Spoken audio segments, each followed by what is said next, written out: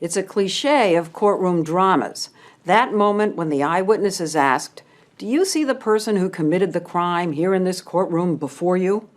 Well, it happens in real courtrooms all the time.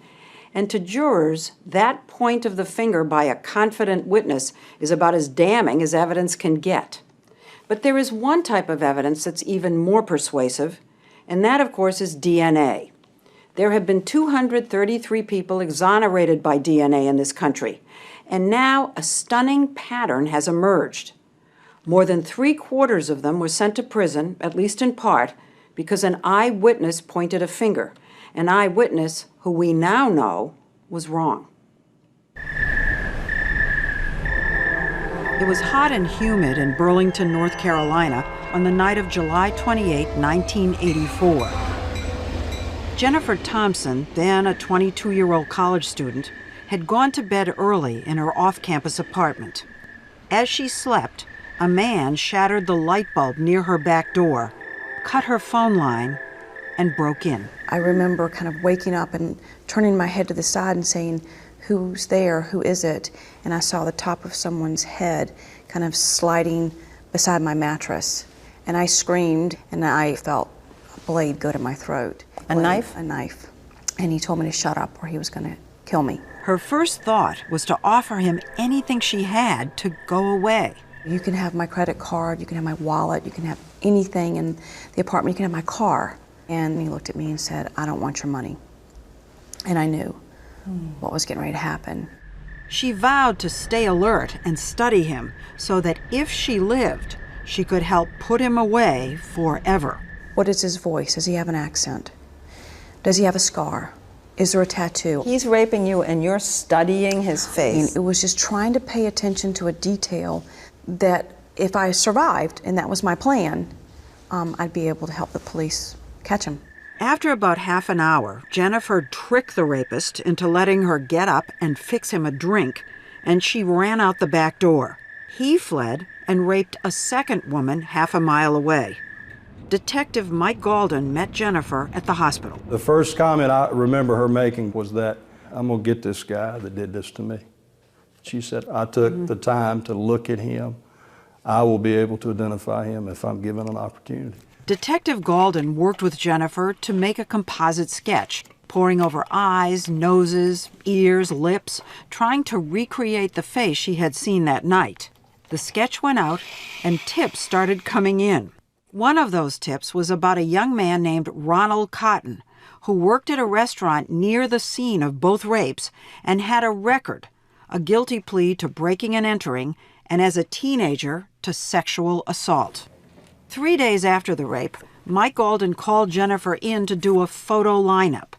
He laid these 6 pictures down on the table, said the perpetrator may or may not be one of them, and told her to take her time.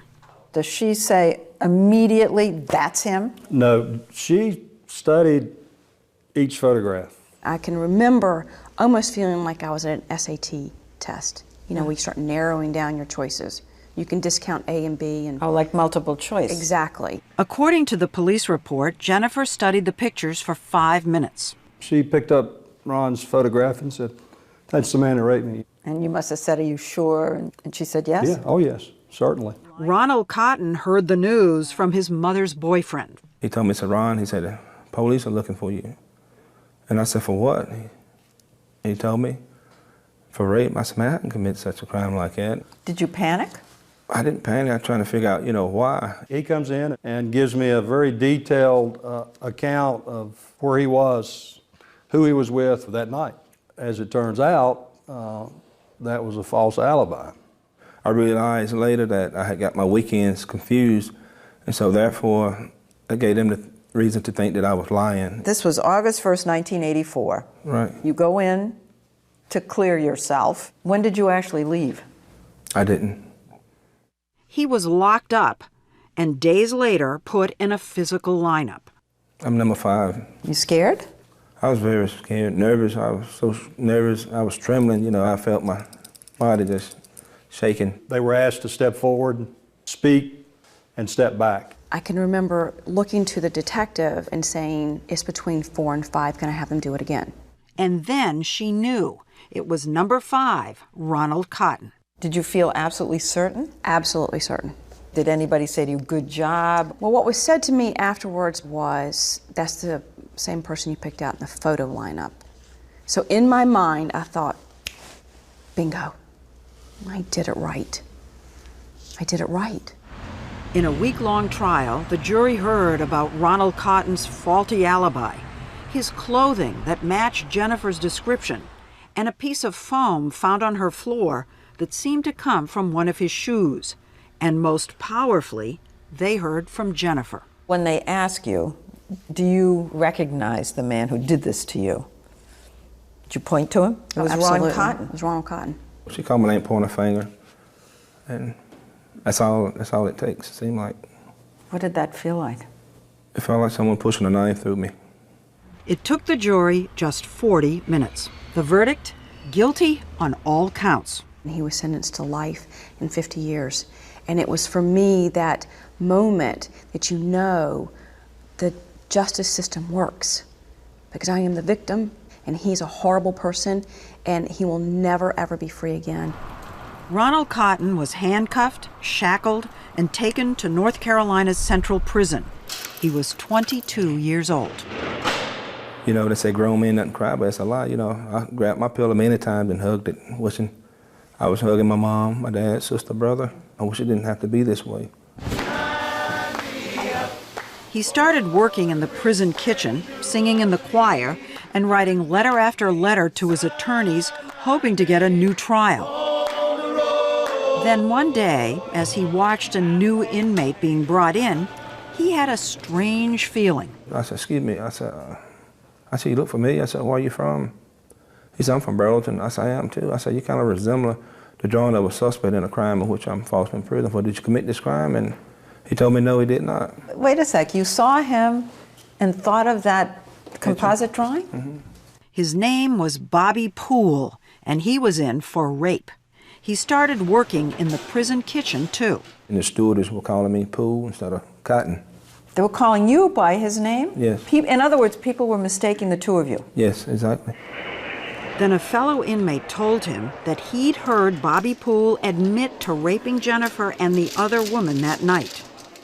Ronald Cotton won a new trial, and his lawyers called Bobby Poole to the stand with Jennifer sitting right there. It was the moment Ronald Cotton had been hoping for. Bobby Poole is in the courtroom. You look over there. What happens inside you? Nothing. Nothing. Nothing. As a matter of fact, the strongest emotion I felt was anger at the defense. Because I thought, how dare you? How dare you question me? How dare you try to paint me as someone who could possibly have forgotten what my rapist looked like? I mean, the one person you would never forget? How dare you? Ronald Cotton was convicted again, this time given 2 life sentences. Back in prison 7 years later, he and everyone else was riveted by a big news story, the trial of O.J. Simpson. I would get my radio, put my earplugs, and go outside, sit in a corner. And listen to the trial. Yes. He was intrigued by something he had never heard of, DNA. He wrote to his new attorney, law professor Rich Rosen. Rosen warned him that there probably wasn't any evidence left to test, and if there was, DNA could cut both ways. Understand, if the DNA comes back and shows that you did this crime, whatever legal issues we have don't make any bit of difference. You're going to spend the rest of your life in prison. He warned you that if it comes up positive, you're sunk. I told him to put his foot down and go with it. Packed away on the shelves of the Burlington Police Department was 10-year-old evidence from the 2 rapes that night. Inside one of the rape kits was a fragment of a single sperm with viable DNA. It proved what Ronald Cotton had been saying all along. He was innocent, and the rapist was Bobby Poole. Within days, Ronald Cotton was back in court. You are walking out here today as a free man. This time to be released. So not only do you find out that Ron didn't do the crime, you find out Bobby Poole did. It was just utter shock, really, disbelief. I mean, By this time, this is 11 years later. And, you know, I know that I've been involved in a case of a man's lost 11 years of his life. And I was so sad for him and his family. In the years since Ronald Cotton's conviction, Jennifer had married and had children. Are you the one that tells her? Yes. Her reaction, no, it can't be true. It's not possible, you know. I know Ronald Cotton raped me. There's no question in my mind. It was like someone had just taken my life and like turned it upside down. She cried? Oh, she cried. She broke down. I mean, she took it all on herself. You know, the guilt. You know, I did this to that man. Shame? Shame, terrible shame. Suffocating, debilitating shame. But when she thought or dreamed about that night, it was still Ronald Cotton's face she saw. To get past it, she asked if he would meet with her at a local church. I remember him walking into the church and I physically could not stand up. She was nervous, scared. I started to cry immediately and I looked at him and I said, Ron, if I spent every second of every minute, every hour for the rest of my life telling you how sorry I am, it wouldn't come close to how my heart feels. I'm so sorry. And Ronald just leaned down, he took my hands. Oh, gosh. And he looked at me, he said, I forgive you. I told her, I said, Jennifer, I forgive you. I don't want you to look over your shoulder. That I just want us to be happy and move on in life. The minute he forgave me, it's like my heart physically started to heal. And I thought, this is what grace and mercy is all about. This is what they teach you in church that none of us ever get. And here was this man that I had hated with, I mean, I used to pray every day of my life during those 11 years that he would die, that he would be raped in prison and someone would kill him in prison. That was my prayer to God. And here was this man who, with grace and mercy, just forgave me. That is overwhelming. It's overwhelming. How wrong I was and how good he is.